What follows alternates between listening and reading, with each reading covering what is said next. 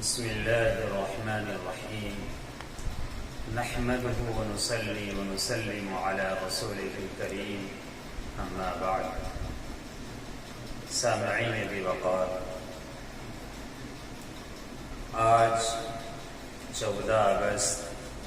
2020 بروز جمعہ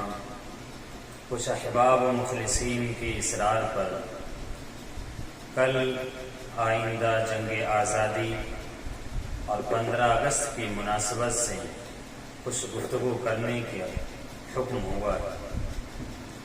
دوستو، ملک کی آزادی اپنے اندر ایک ایسی طویل داستان رکھتی ہے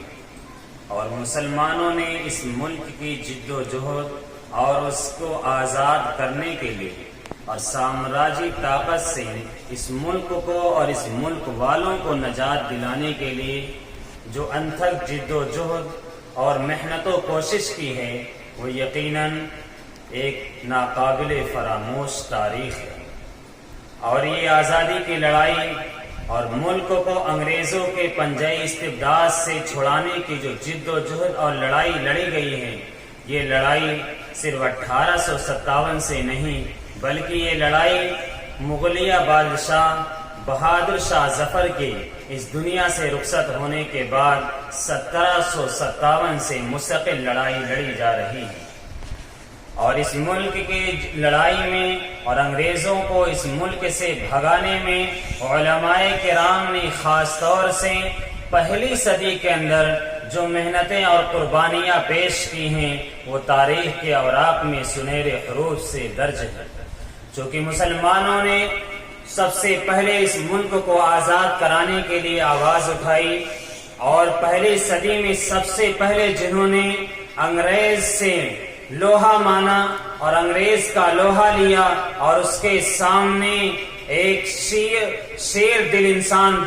بن کر جمے اور ڈٹے رہے، اس میں سر فہرست علماء کرام ہی کی تاریخ ہے۔ علماء کرام نے جس انداز میں، مسلمانوں نے جس انداز میں اس ملک کو آزاد کرنے کے لیے تن من دھن اور اپنی عزت و آبرو سب کچھ لگا دیا، اور بالآخر جب 1857 کے اندر وہ تحریک ناکام ہوئی اور ملک کی آزادی کے لیے جو آواز اٹھائی گئی تھی اور جس طریقے سے ملک کو آزاد کرنے کے لیے جد و جہد اور لڑائی لڑی گئی تھی، اس میں جب ناکامی حاصل ہوئی، کامیابی نہ مل سکی، تو علماء کرام نے اپنے ملک کو آزاد کرنے کے جو طریقہ کار ہے اس کو اکثر بدل دیا، اور پھر پسے پردہ مدارس کا جال بچھا کر، مکاتب کا قیام کر کے، اس کی چہار دیواری کے اندر علوم نبوت کو حاصل کرنے والے طلباء کے بھیس اور ان کے روپ میں ملک کو آزاد کرنے کے لیے اور انگریزوں کو اس ملک سے بھگانے کے لیے ان کی ذہن سازی کی جانے لگی۔ ایک وقت ایسا بھی آیا جب سید الطائفہ حاجی امداد اللہ مہاجر مکی علیہ الرحمہ کی سرکردگی اور قیادت میں علماء کے وفود نے اس ملک کو انگریزوں کے پنجہ استبداد سے نجات دلانے کے لیے دوبارہ آواز لگائی اور جد و جہد شروع کی، تو حافظ ضامن شہید جیسے جانباز مجاہدوں نے انگریزوں کے ٹینکر کو لوٹنے میں اور ان کو شکست دینے میں اپنی جانوں کو بھی قربان کیا۔ اگر مسلمانوں کی تاریخ کو ہم دیکھیں تو صرف پہلی صدی ہی نہیں بلکہ ملک کی آزادی کی آواز لگانے سے لے کر کے ملک کے آزاد ہونے تک، یعنی 1947 تک مسلمانوں نے اور بالخصوص علماء نے جس طریقے سے جیل کی سلاخوں میں صعوبتیں برداشت کی، پھانسی کے پھندوں کو چوما، اپنی ملکیت، اپنا گھر اور اپنی تمام جائیدادوں کو لٹا دیا، یقیناً یہ علماء کرام کی اور مسلمانوں کی اپنے ملک کے تئیں اور اپنے وطن کے تئیں یہ بہت بڑی قربانی ہے جس کو کبھی بھلایا نہیں جا سکتا۔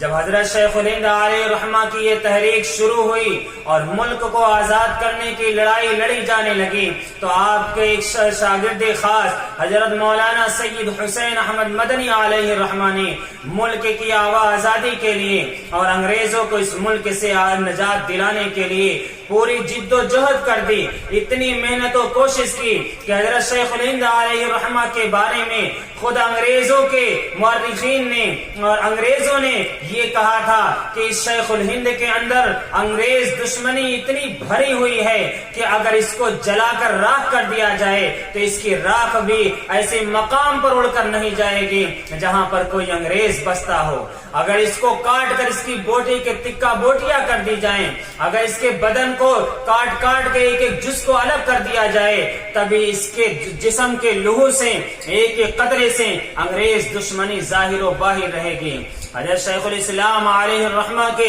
خون جگر میں بھی اپنے استاد محترم اور اپنے مربی و مشفق استاد حضرت شیخ الہند مولانا محمود حسن دیوبندی علیہ الرحمہ کی فکر اور آپ کا طرز عمل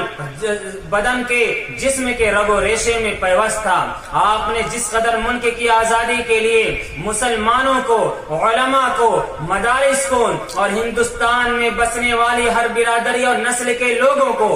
سکھوں کو، ہندوؤں کو، پارسیوں کو ایک پلیٹ فارم پر لا کر جمع کیا اور یہ آواز دی کہ اب اپنے ملک کو بدیسی راج سے آزاد کرنا ہے اور ہمیں پوری طاقت کے ساتھ یہ لڑائی لڑنی ہے۔ جب تک کہ ہم اپنے ملک کو آزاد نہیں کر لیں گے تب تک ہمیں سانس سکون کی نہیں لینی ہے۔ حضرت شیخ الاسلام علیہ الرحمہ نے پوری طاقت اور پوری جد و جہد کے ساتھ اعلان کر دیا کہ ہمیں ہر قسم کے تمام اسباب جو انگریز کمپنیاں بناتی ہیں، تمام آلات، تمام پروڈکٹس جتنی بھی سرکاری اور انگریزی کمپنیاں بناتی ہیں سب کا ہمیں بائیکاٹ کرنا ہے۔ ہندوستانی مسلمان یا ہندو کوئی بھی انگریز کی فوج میں بھرتی نہیں ہوگا، یہ آپ کا نعرہ تھا۔ آپ کے نعرے نے پورے ہندوستان کے اندر ایک آواز برپا کر دی، ایک انقلاب برپا کر دیا اور پورے ہندوستان کے کونے کونے سے لے کر کے کشمیر سے لے کر کنیا کماری تک ایک ایک کونے پر انگریز دشمنی اور ملک کی آزادی کے انقلابات کے نعرے بلند کیے جانے لگے۔ الغرض ایک ایسا وقت آیا کہ جب ہندوستان سے انگریزوں کو ذلیل و خوار ہو کر نکلنا پڑا اور حضرت شیخ الاسلام علیہ الرحمہ کی محنت اور آپ کی جد و جہد اور قربانیاں رنگ لائیں اور ہندوستان کو ایک آزاد ملک اور ہندوستانیوں کو ایک آزاد انسان کی شکل میں جینے کا موقع ملا۔ الغرض ہندوستان کی تاریخ میں اور انگریزی پنجہ استبداد سے نجات دلانے میں شیخ الاسلام، شیخ الہند، مفتی کفایت اللہ اور ان جیسے اکابر علماء نے جس قدر قربانیاں پیش کی ہیں یہ یقیناً اس کو خراج عقیدت پیش کیے جانے کے لائق ہے۔ آج کے آزادی کے موقع پر ہندوستان کے ہر فرد کو اپنے اکابر کی اسی روش کو یاد رکھنا ہے کہ جس جذبے سے، جس بے سر و سامانی میں انہوں نے اپنے ملک کی حفاظت کی تھی، اپنے ملک کو آزاد کیا تھا، اپنے ملک کے لیے سب کچھ قربان کیا تھا، اپنے ملک کے لیے ہر طرح کے مسائل اور مصیبتوں کو برداشت کیا تھا، ہمیں بھی انشاءاللہ آج کے اس آزادی کے موقع پر اس کا عزم کرنا ہے، اس کا حوصلہ رکھنا ہے اور اپنے ملک کی حفاظت کے لیے ہر ممکن کوشش کے لیے ہر وقت تیار رہنا ہے۔ اللہ تبارک و تعالی ہندوستان کی تمام عوام کو چین و سکون، امن و اطمینان کے ساتھ جینے اور رہنے کی توفیق نصیب فرمائے۔ وآخر دعوانا الحمدللہ۔